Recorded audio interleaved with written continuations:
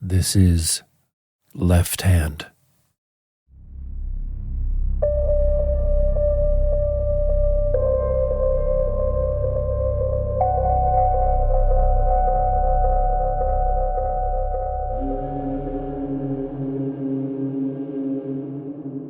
The true revolution begins in the individual who can be true to their depression, neither jerking oneself out of it, caught in cycles of hope and despair, nor suffering it through till it turns, nor theologizing it, but discovering the consciousness and depths it wants. So begins the revolution in behalf of the soul. James Hillman, Revisioning Psychology.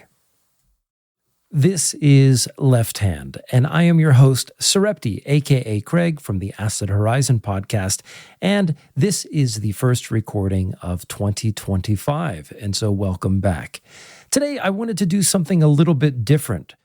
I had been busy and traveling through the holidays, and it wasn't until about January 1st or 2nd that I had got settled back in and started to look at some new things that I wanted to take a look at. Namely, a new volume of James Hillman's Uniform Editions.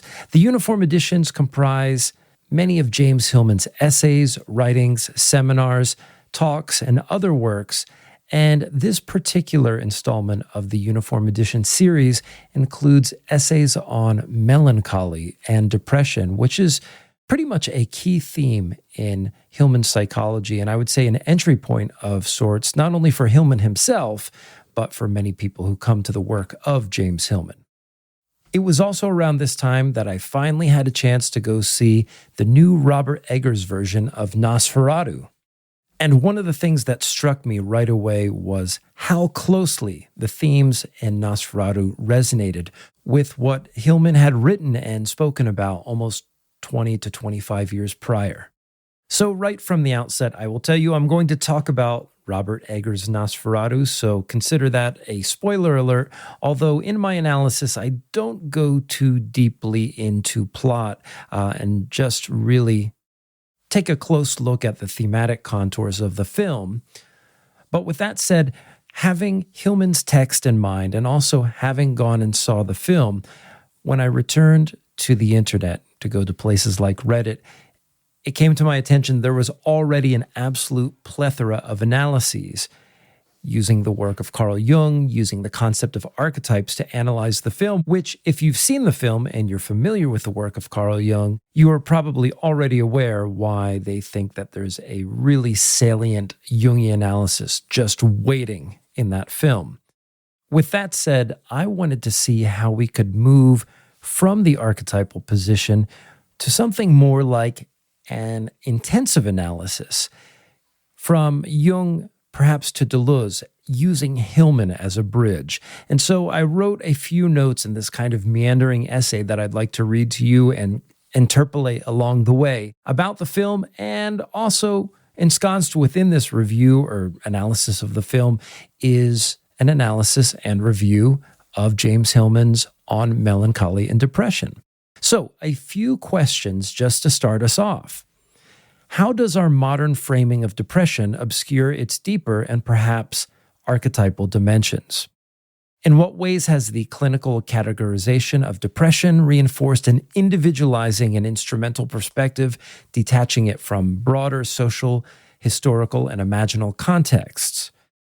How might embracing melancholy as a cosmic an aesthetic force reveal its potential to reconnect us with what thinkers like Giordano Bruno, Henri Corbin, and James Hillman called anima mundi, or the world soul, and the beauty inherent in longing? And how might Deleuze's critique of dreams and Hillman's archetypal approach converge or diverge in illuminating the incommunicable and transformative dimensions of desire? And lastly, how does all of this pertain to Nosferatu? So to start off, as an avid reader of the work of the late James Hillman, I had waited a few long months for this most recent edition of his collected works, or what they call the Uniform Editions, to hit bookshelves. And the most recent volume puts together a series of essays and seminars titled On Melancholy and Depression. And as a trained Jungian psychoanalyst, Hillman's approach to the topics of depression and suicide was unconventional in his time, if not deeply controversial. He was sort of a renegade in the world of psychoanalysis and depth psychology, at once affirming many of the core tenets of Jung's mythopoetic approach to dreams and the imagination, but also breaking with some of the most fundamental ideas in the Jungian corpus, namely his disavowal of Jung's metaphysics, which grounded his notions of the ego and the self. Hillman also cultivated a skepticism about the process of individuation familiar to Jungian psychology, not to mention the whole enterprise of psychotherapy itself as a way of addressing the challenge of living an enriched and integrated life. Moreover, Hillman attempted to move beyond the premise of suffering pathologies as intrapsychic phenomenon, as something merely inside of us. Unlike some traditional Jungians, Hillman's work gestures to the overwhelming influence of the social and economic pressures we experience under capitalism on our psychological well-being. Conversely, he strives to show that psyche, or soul, is all-pervasive, that we, in fact, dwell within a rich world of imagination, a mundus imaginalis infused with gods, monsters, and denizens of the underworld. Pathology as a clinical term fails to capture the sadness of nature scorned, the grief that inhabits our geographies, the mania that motivates market phenomena, the melancholy of the masses, and the longings that traverse landscapes. The work which makes up On Melancholy and Depression comprises insights put forward by Hillman in the late 1990s and early 2000s, a time before the social media of today, but firmly within the decades of the Internet age. In the opening essay and transcribed lectures, Hillman confronts how the accelerating speed and increased intensities of modern life have also produced endemic depression. Part of the problem, in Hillman's view, has been the attribution of depression to the failures of the individual. A certain aspect of this review will cover Hillman's lambasting of the individualizing approach. This is not a novel criticism, but perhaps somewhat unique to Hillman is his claim that what we call depression, in fact, involves a more profound connection with what he calls the anima mundi, or world soul. Depression, he writes, is a root component, a cosmic force comprising one of the humors of cosmic composition. This means that the awareness of and tending to the melancholic dimension of life is essential for flourishing. And here by humors, he means the alchemical aspect. And to be sure, the word melancholy itself is derived from a Greek word meaning black bile. And in what are called humoral theories, it is an excess of black bile which then produces this feeling of melancholia.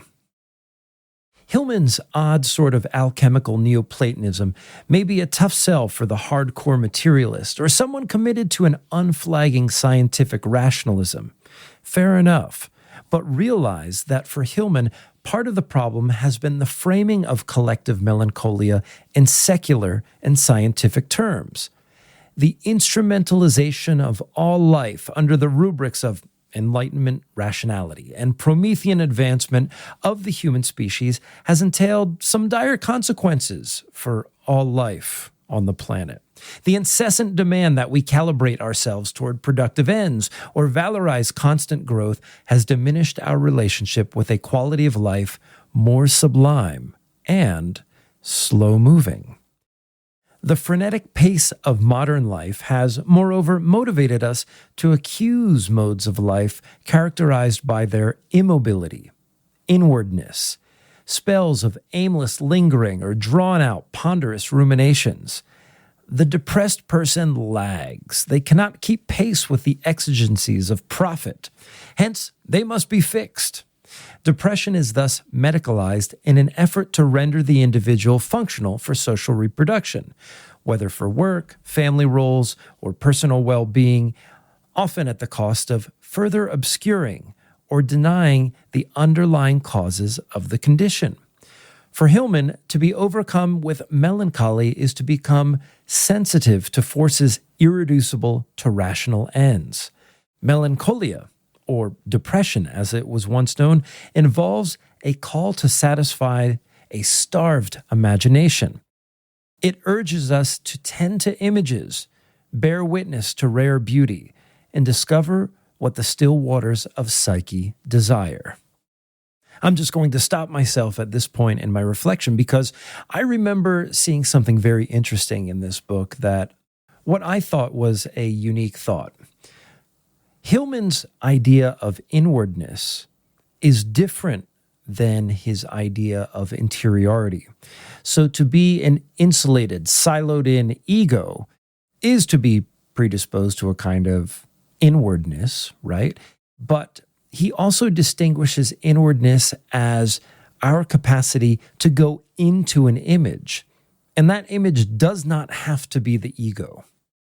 And thus, for Hillman, one of the detrimental things about psychoanalysis and various forms of psychotherapy and counseling and so forth has been this focus on inner children, inner selves, going into various forms of the ego or the self, just stated in different ways. One of the things that Hillman urges us time and again is that for us to cultivate psyche in the world, we should learn to hear the call of these other images, to go into other places and to become other through them, to find ways to sit with images, interact with images in a way that does not subsume them, fold them up, and find their way on a shelf inside the ego.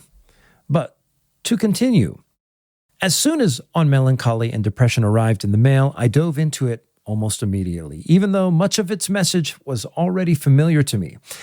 It came just a day before I had planned to see Robert Eggers Nosferatu, as I said, which had just debuted a few weeks earlier. I saw the film in the theater, a place I hadn't been in about 5 years, and had almost completely written off due to COVID-19. The blend of pre-pandemic nostalgia and sparse attendance that afternoon allowed me to enter into the hallowed headspace of the collective viewing experience. At the matinee, I was able to stem all my freak worries about a new virus or active shooters and enjoy the thematic resonance of Eggers' best work to date, with Hillman's exploration of melancholy and mania on my mind. Now, in Nosferatu, melancholy and yearning comprise both thematic threads and operative moods. The character of Ellen endures a life of longing and lugubrious torment after issuing an ill-fated cry into the unknown. Seeking to overcome her feelings of loneliness and desperation, she whispers a plea into the night, unwittingly opening a cosmic threshold and summoning the shadowy presence we come to know as Count Orlok. In their first encounter, the specter of Orlok ravages Ellen both sexually and spiritually, casting the young woman into a tumultuous abyss of horror and ecstasy. However, her tryst with the demon does not resolve her initial longing. Instead, it compounds it, intensifies its resolve, and transfigures her nascent yearning through a demonic prism. The image of Ellen's becoming enamored with the distant vampire resonates with one of the chief insights of Hillman's archetypal psychology: the realization that our lives are underpinned by a deep yearning that finds its resolution not in the union with the object of yearning itself, but in the embrace of the longing.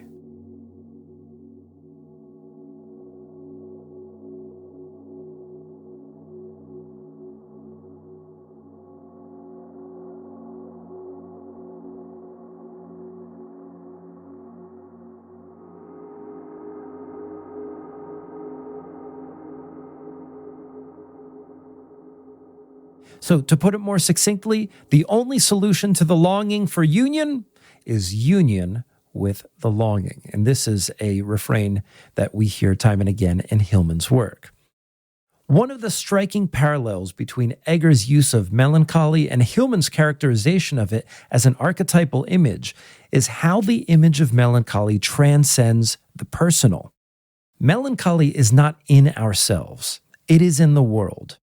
The depth of Ellen's yearning is so profound that it exudes into the day world the dark disquiet of her dreams. Ellen confides to her husband, Thomas, that her recurrent fugues are bound up with her visions of Orlok. She says, "He is my shame. He is my melancholy." What's more, this melancholic miasma she evokes serves to unsettle the social maneuvering of her newlywed husband. Thomas is keen to synchronize with members of his upwardly mobile social circle and land a lucrative job in real estate. However, his intentions are troubled by the invasive intensity of Ellen's melancholy. Their constellation invokes the opposition of melancholy and mania that we encounter in Hillman's seminars, featured in the Uniform Edition 11 that I talked about. But I think I need to both qualify and explain this connection. For Hillman, melancholy involves a rich and complex encounter with images and intensities that we could not exhaust through an analysis of Ellen's case alone. The suffusion of the film's world by Ellen's Saturnine affect creates an intensive plane upon which her individuation, or differentiation from the conditions of her existence, is made possible.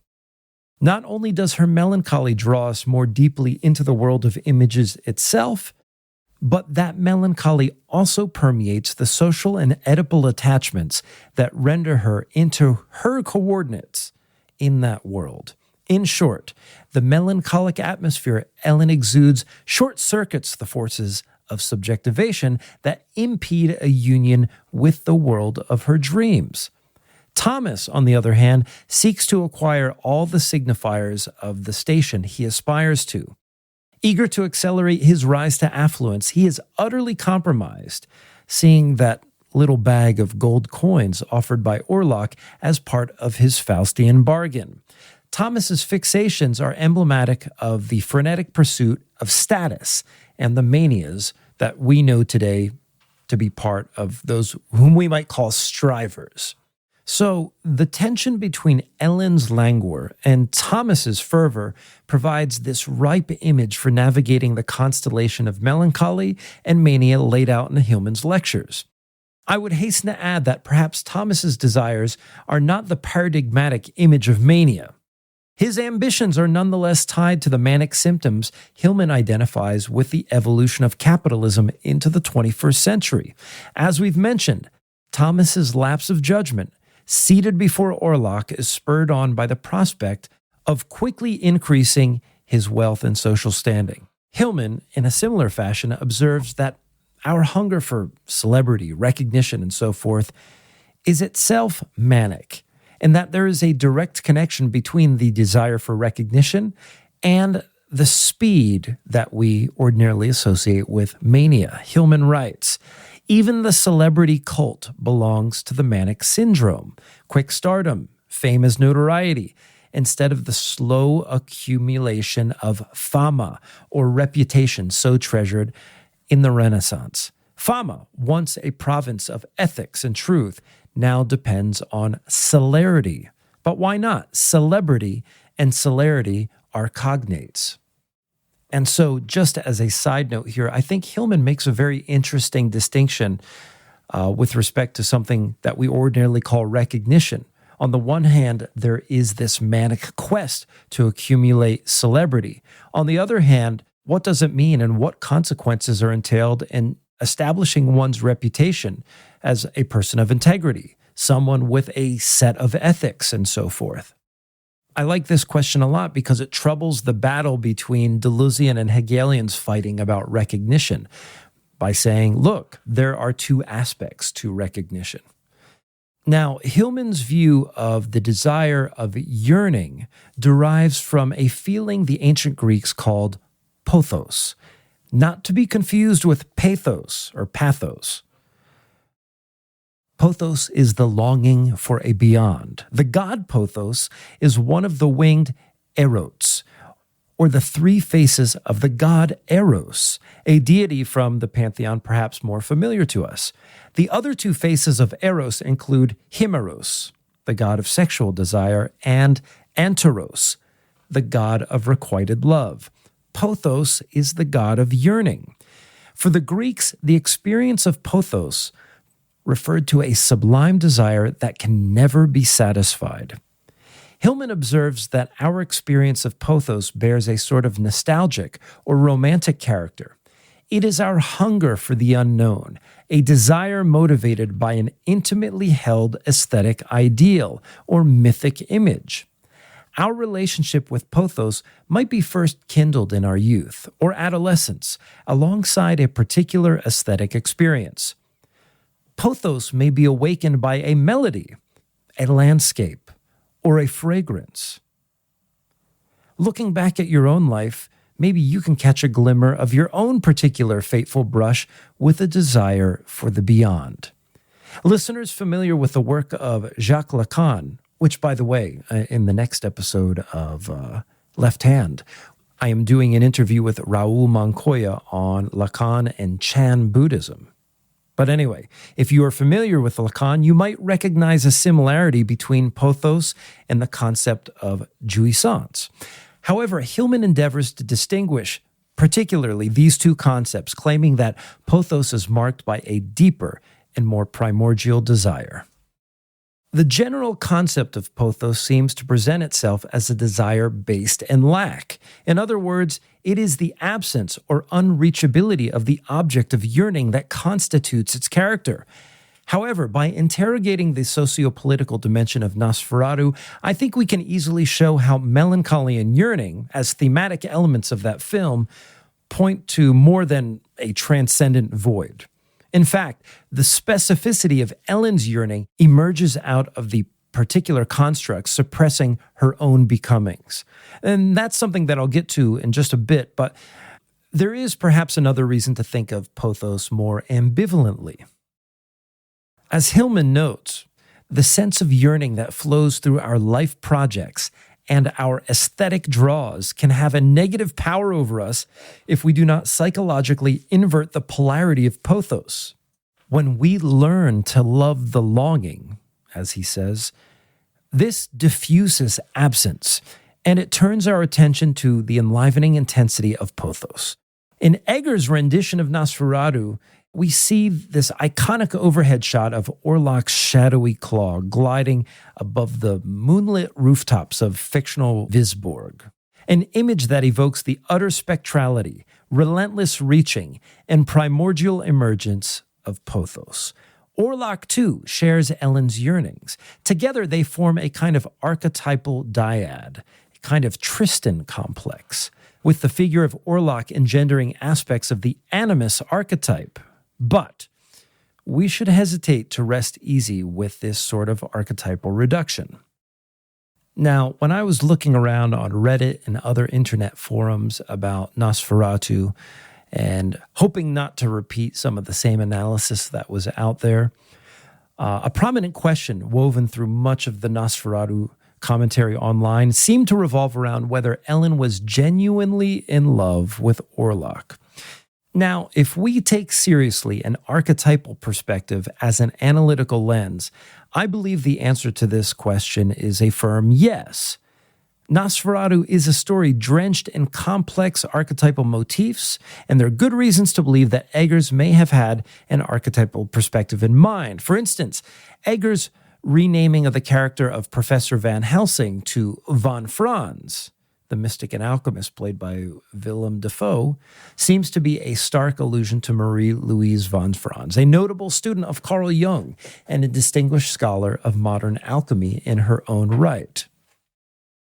However, despite the depth and resonance of an archetypal interpretation of the film, it is crucial to consider how these dynamics co-emerge with the historical contingencies of Nosferatu, particularly in relation to its explicit feminist themes.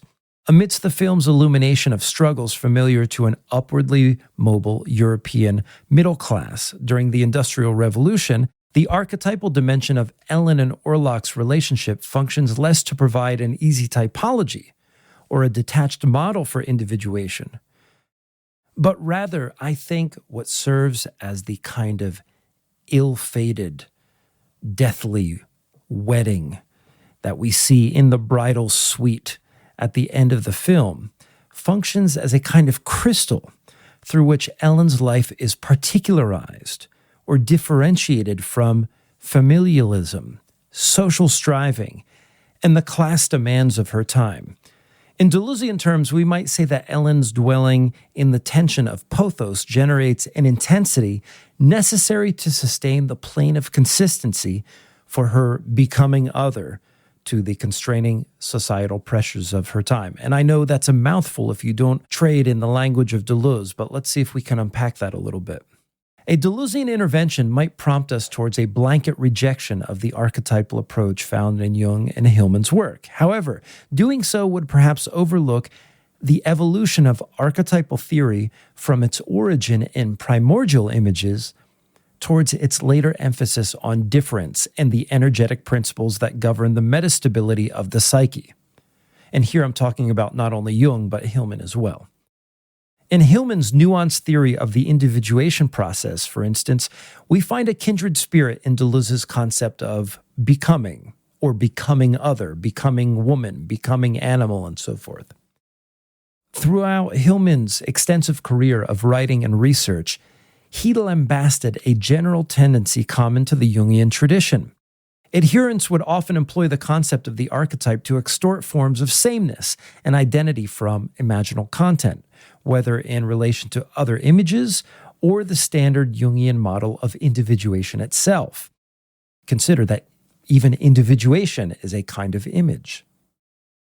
Unlike Deleuze, however, Hillman retained the importance of a metaphorical disposition toward the image, considering initial metaphors as crucial to sparking intensive processes of psychological differentiation and the exploration of an image's multiplicity. From the Deleuzian standpoint, there seems to be little value in attempting to rehabilitate a concept of archetypes, as doing so risks smuggling in things like fixed essences and idealist conceptions of desire.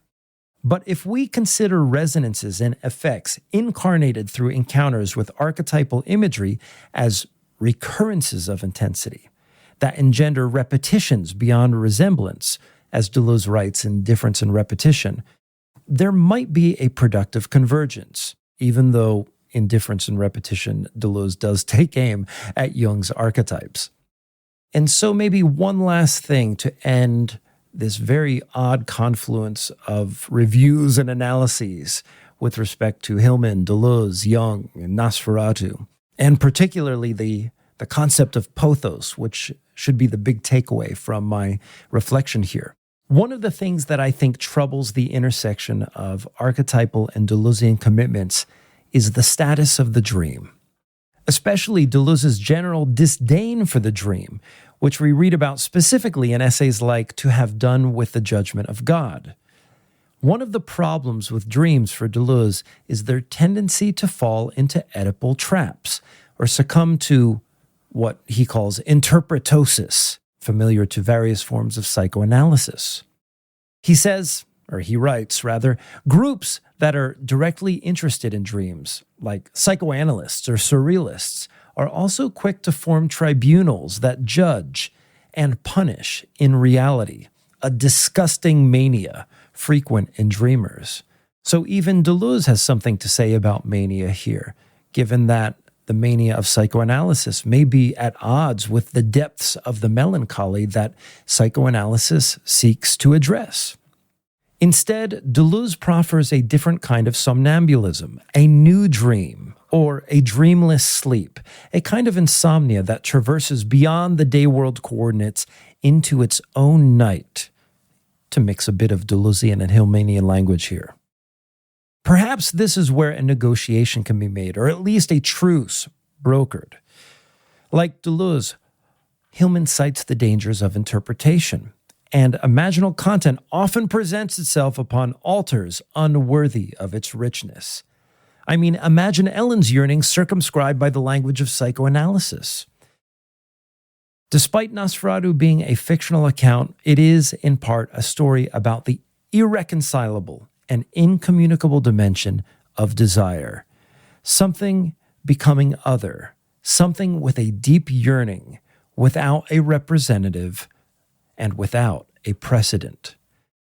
Thanks for joining me once again to take this odd little flight. If you have been listening to Left Hand for a while, or perhaps if this is your first time listening, go ahead to my Patreon page. I'm just getting started here, and go ahead and support at the $5 level. By doing that, it gives me the chance to do these kinds of essays and things more often.